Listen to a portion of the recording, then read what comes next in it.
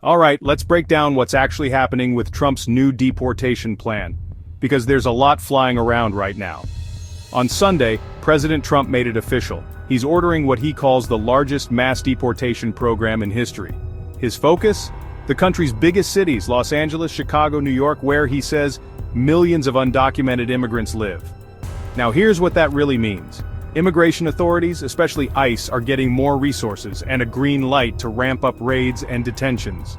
But here's the twist. It's not just about border crossings. This time, the crackdown is targeting people already living and working in American communities. One massive group on the line, over 500,000 folks from Cuba, Haiti, Nicaragua, and Venezuela. These people came in legally, under a Biden-era humanitarian parole program. But that program's now been axed. And many are suddenly facing orders to leave.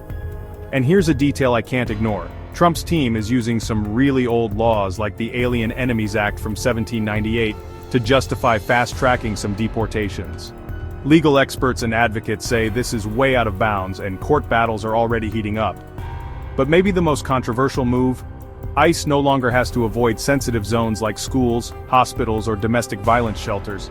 That means some of the most vulnerable people in the country could be too afraid to get help, just to avoid being deported.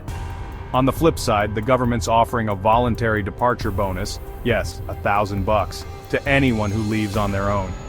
Bottom line, this is the start of a huge, messy, and emotional debate about who gets to stay in America.